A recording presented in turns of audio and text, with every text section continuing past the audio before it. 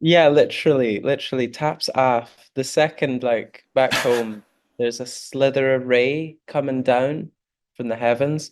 Like the nipples are out. The little bald nipples are just on display everywhere you go. Hey, I'm Baby Queen. Hi, I'm Katie Beza. Hey, this is Ram McMullen. Hi guys, Lara here. Hey, I'm Jim Koala. Hi, I'm Astridas. And you are listening to Léim Thart. And you're listening to Léim Thart. And you're listening to Léim Thart. It's out now. I really hope you enjoy it. So enjoy.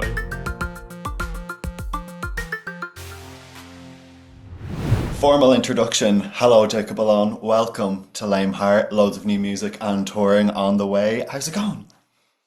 Oh, it's going well. It's going well. I've just been roaming through the streets of Earth and basking in the sun. You know me. How's it been going for you? It's been okay. I mean, not to revert to every Irish conversation ever, but the weather has been lovely here recently, so everyone's got a bit of a serotonin boost and has been spending time outside and catching up with people, and you just can't keep up with all the social plans when we get a tiny sliver of sunshine and we just Yeah. bask in the solar power that Lord professed. Yeah, literally taps off. The second, like back home, there's a slither of ray coming down from the heavens.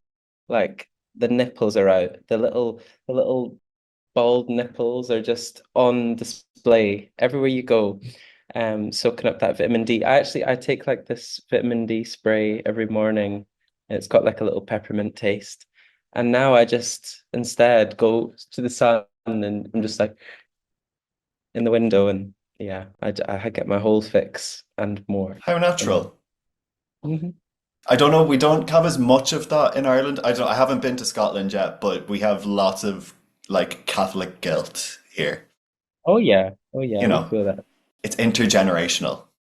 Yeah, yeah, yeah, we get that too as well.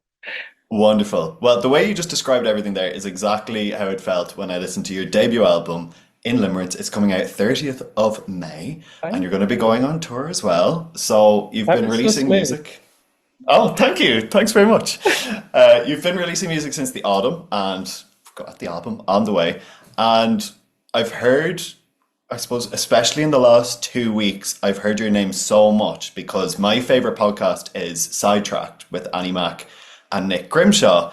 And it started off that there was one or two mentions, but I've been binging it very recently because I've had to do a few long car journeys. And they brought you up no shorter than like 5 times in the last like 6 months, including Annie was mentioning your Other Voices performance last year, and that's obviously a festival that we hold very dearly in our hearts in Ireland. She was raving about your performance, but she said you were speaking Irish. So, like, given that this is a podcast called Léim Thart, which is Irish, can you comment on this? I've been known to, yeah. Well, my family are all from mostly Dublin and Wicklow, so, and even my Scottish family, the my like Hello. God, sorry, it's so noisy in here. If it's too noisy, let me know. I'll just move outside. Um, like yeah, on my Scottish side, it goes back to Ireland as well. So I'm going outside.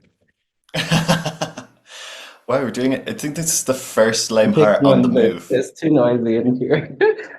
Um, yeah. So I know a few phrases. Kind of tattoo. Oh, Anawa, I've very held my good. own, and others, not many others, to be fair. And I wish that oh, it's nice and sunny.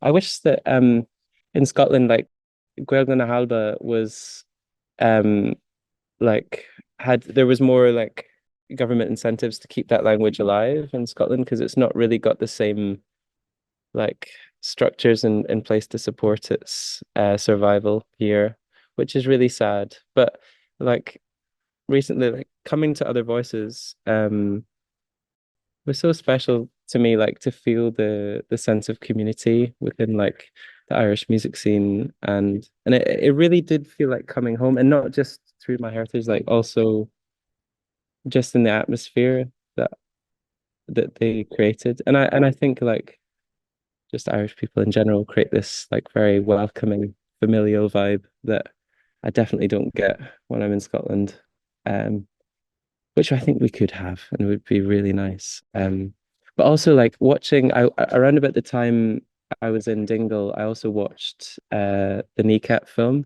um, Yeah. and just like watching that really inspired me. Like I really want to. I've not properly gotten into it yet, but I really just want to delve into the language, the Gaeilge language, and like I just yeah, I really love languages and linguistics. Not that I'm very good at them, but I find them very interesting and beautiful because they connect us, like to um so much culture and like lore of where we come from. So it'd be so cool. For sure, and it's always great to learn more.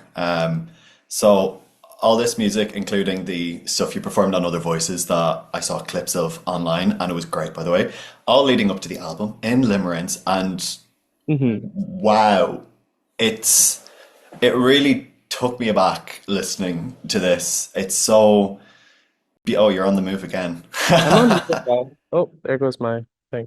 Sorry, please don't. I hope this isn't stretchy, but it is all kicking off. So I'm just making the best. I'm sorry. This is the most active episode I think I've ever recorded. We're getting the steps in. I hope this is.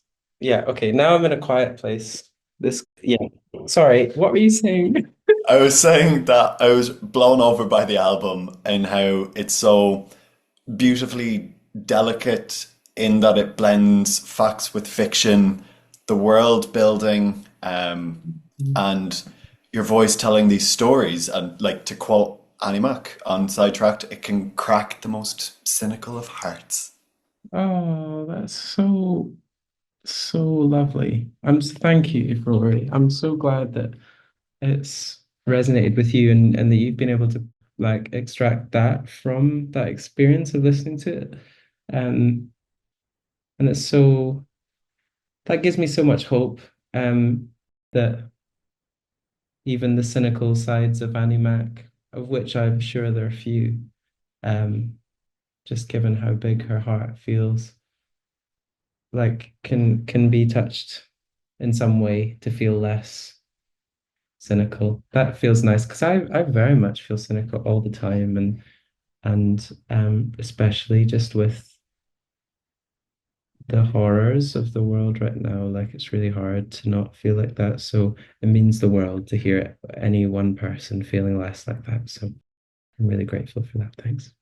Yeah, I've been really enjoying it. And the single you shared in March, Don't Fall Asleep, has lived in my head rent free for a few weeks. Mm. Deconstructing the lyrics and listening to it in some different settings to kind of give it a proper test. But it really reminded me in a very niche, like in a very niche way, looking at the story of it, Yeah. it reminded me of Joanne by Lady Gaga, tackling this idea of Okay. an imagined relationship to a family member who passed before you were born. Was there any inspiration here?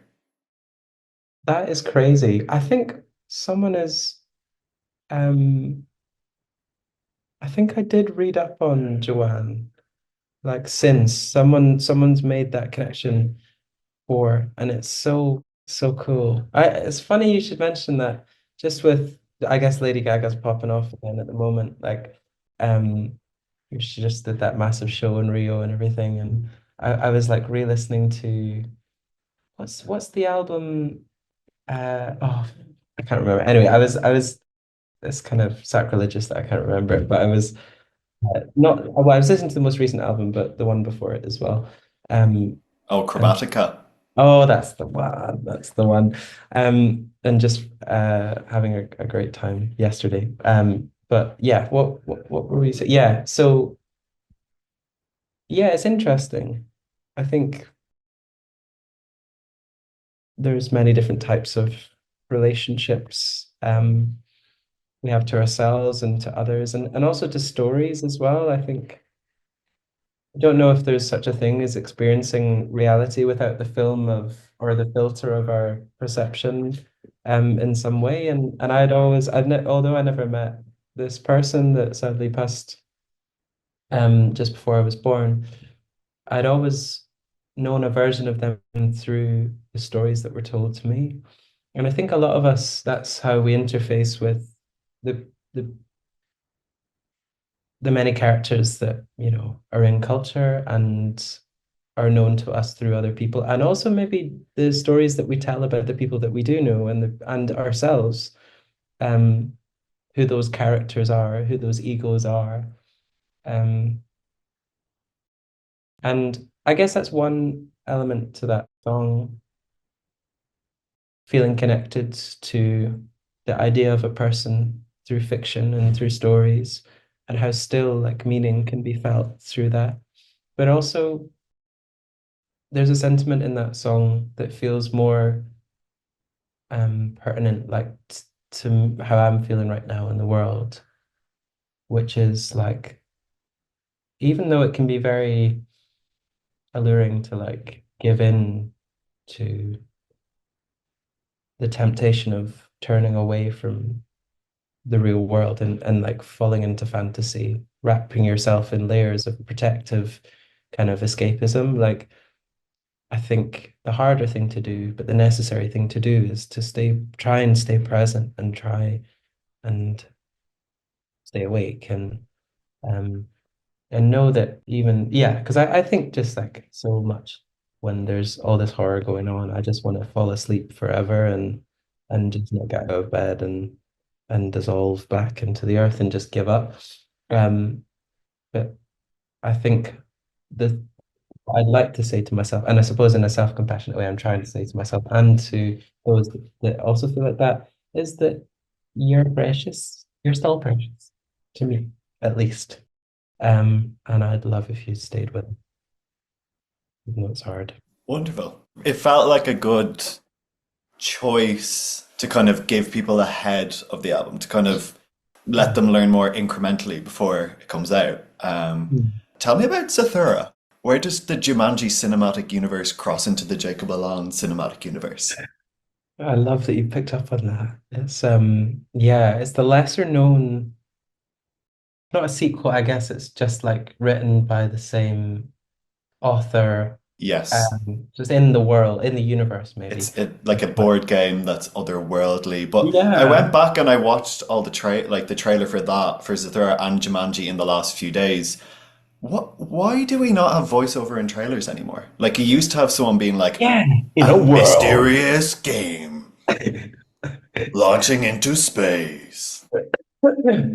I know. It's so true. We're missing out on like a crucial, like otherworldly experience. I say we bring it back. Well, maybe it's not too late for this album. I might find a pal. Maybe you could do it. A pal with Sound. a very gravelly voice that could narrate the predictions for the world of In Limerence. That'd be fun. But yeah, it's a lesser known, but I think like that film was one of my favorite films when I was a kid. I used to like watch it over and over and over again. And I believed that it was real. I think that's like the magic of Mm, child, the naivety of childhood is that you know, that you believe what you see and tell because you don't have an anchor or a frame in that necessarily. Well, I guess all of us to a great extent we don't have that, but like an anchor to the, you know, what is realistic and what isn't. But yeah, I always felt that that could happen. And I always saw myself, I think, and my brother and I used to watch it together, and I always saw um parallels between the two brothers in the film and us. And I loved it so much that I named we had two little chickens when I was a kid. We adopted two chickens and one was named after my auntie, Leon, my Irish auntie, and the other was named Zathura. oh, He was my favorite. And sadly, they somehow managed to escape and met their ends through probably foxes. Um, but we were like unwilling to let them go. We wanted to save them, my brother and I, when we found the cage open and abandoned. And so we armed ourselves with um like Nerf guns, lightsabers, Harry Potter wands, classic. the classic arsenal of any any fantasy bound child. And we like set forth into the woods which bordered my back garden, my childhood home, and but we didn't get very far. Like we kind of came in strong. I guess it was kind of more of a scene of Jumanji by then. Um, but we were defeated by our first boss battle with the wasp nest. Mm, My yeah. brother was stung so many times. He's like stopped breathing. It was really scary. And I was stung once, and it's crazy because he doesn't have like a fear of wasps now, but I really do, and he's scared of spiders, but I'm not. Um, but I think seeing the horror, like the trauma of seeing him like engulfed in this like horde of wasps, I just ran. I just ran like a kind of like a coward. And I went to get help, but I suppose a part of me really regrets that, not being brave enough to stay and endure that with him to make sure he was okay. Um, and I guess there's parallels to parts of my life that I still do something similar now. And um, so yeah, in some ways that song's about a chicken named Zathura, bless her. Um, Rest in peace. oh, gal, GBNF. Um, but also it's about my little brother. That's great to hear. And you're taking all these songs out on the road Yeah. across Europe, and you had a tour recently with Olly Alexander. How did that go? Icon. Yeah, it was really special. It was really hard, to be honest. Like, I think I've never done anything like that, like as intense as that as well. Like back to back shows for we were away for almost 5 weeks. Oh no, I think over 5 weeks. Because I did another short tour before that, and then I was away in Texas. So it was crazy things, and I'm so happy and like lucky and in shock to be doing them. But by the end of it, I was fucked. I was so knackered, and I don't know if I'm allowed to swear on here. You're fine to swear here. Yeah. Um, but yeah, no, but it was also hard. Like some of the shows are so rewarding, and like meeting people, like all these fans are so amazing and fun. And then some of the shows, it was like getting spoken over the whole time, and just like being like, why am I doing this?